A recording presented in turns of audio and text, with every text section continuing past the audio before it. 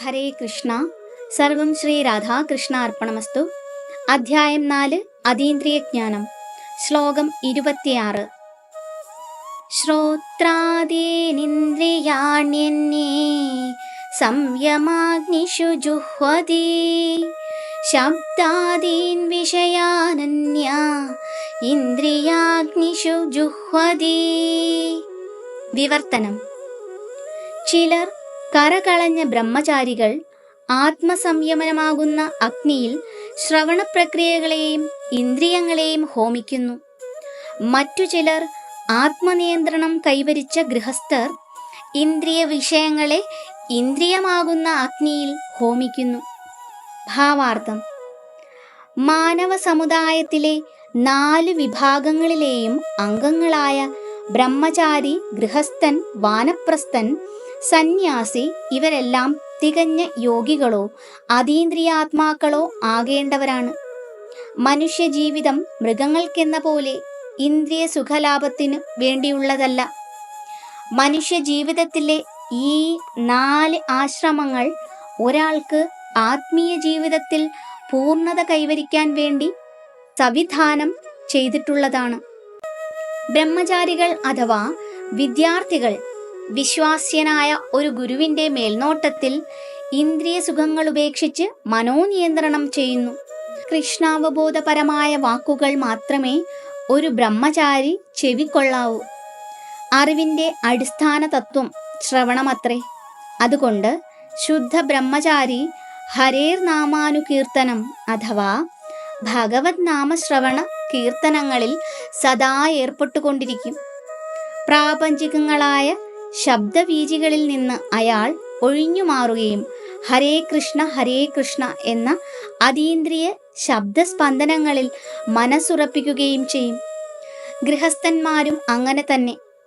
ഇന്ദ്രിയഭോഗങ്ങൾ അല്പമൊക്കെ ആകാമെങ്കിലും അവ നിയന്ത്രണ വിധേയമായി മാത്രം അനുഭവിക്കുന്നു.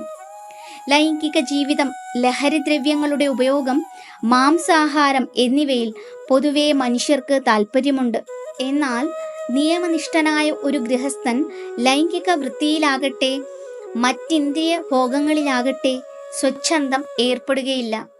നിയന്ത്രിതമായ ലൈംഗിക ജീവിതത്തിന് അനുയോജ്യമായ മാർഗമാണ് വിവാഹം. എല്ലാ പരിഷ്കൃത ജനവിഭാഗങ്ങളും മതാചാര പ്രമാണങ്ങൾക്ക് അനുസൃതമായ വിവാഹ കർമ്മത്തെ അംഗീകരിച്ചിട്ടുണ്ട്. ഇങ്ങനെ നിയന്ത്രിതനായ ഗൃഹസ്ഥൻ ഉത്കൃഷ്ടമായ ആത്മീയ ജീവിതത്തിനു വേണ്ടി തൻ്റെ ഭോഗപ്രവണത ബലി കഴിക്കുന്നു. അതുകൊണ്ട് അനാസക്തവും നിയന്ത്രിതവുമായ ലൈംഗിക ജീവിതവും ഒരു വിധത്തിൽ യജ്ഞം തന്നെ. ശ്ലോകം 27. സർവാണീന്ദ്രിയ കർമാണി പ്രാണകർമാണി ചാപരേ ആത്മസംയമയോഗാഗ്നൗ ജുഹ്വതി ജ്ഞാനദീപിതേ. വിവർത്തനം. ആത്മസാക്ഷാത്കാരം നേടുന്നതിൽ തൽപരരായ മറ്റു ചിലർ ഇന്ദ്രിയങ്ങളുടെയും മനസ്സിൻ്റെയും നിയന്ത്രണത്തിലൂടെ എല്ലാ ഇന്ദ്രിയ പ്രവർത്തനങ്ങളെയും പ്രാണപ്രവർത്തനങ്ങളെയും നിയന്ത്രിതമായ മനസ്സാകുന്ന അഗ്നിയിൽ ഹോമിക്കുന്നു. ഭാവാർത്ഥം: പതഞ്ജലിയുടെ യോഗ പദ്ധതിയാണ് ഇവിടെ സൂചിപ്പിക്കുന്നത്.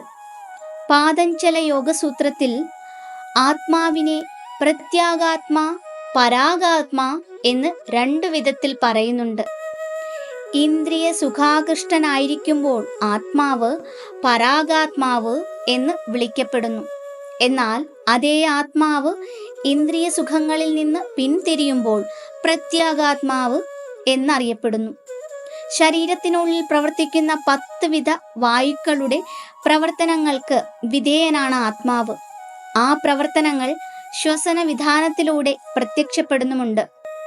ആത്മാവിൻ്റെ ഭൗതിക ആസക്തികളെ ശുദ്ധീകരിക്കാനുതകത്തക്ക വിധത്തിൽ ശരീരവായുക്കളുടെ എല്ലാ പ്രവർത്തനങ്ങളെയും അനുകൂലമാക്കണം.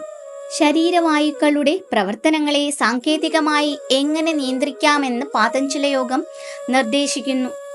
ഈ യോഗ പദ്ധതി പ്രകാരം പ്രത്യാഗാത്മാവത്രേ ആത്യന്തിക ലക്ഷ്യം. അതാകട്ടെ ഭൗതിക വിഷയങ്ങളിൽ നിന്നും തികച്ചും പിന്മാറലാണു താനും. ഇന്ദ്രിയങ്ങളെല്ലാം അതാത് വിഷയങ്ങളിൽ പ്രവർത്തിക്കും.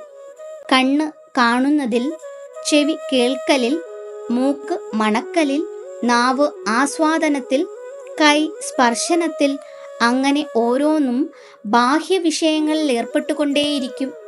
ഇതെല്ലാം പ്രാണവായുവിൻ്റെ പ്രവർത്തനങ്ങളാണെന്ന് പറയപ്പെടുന്നു.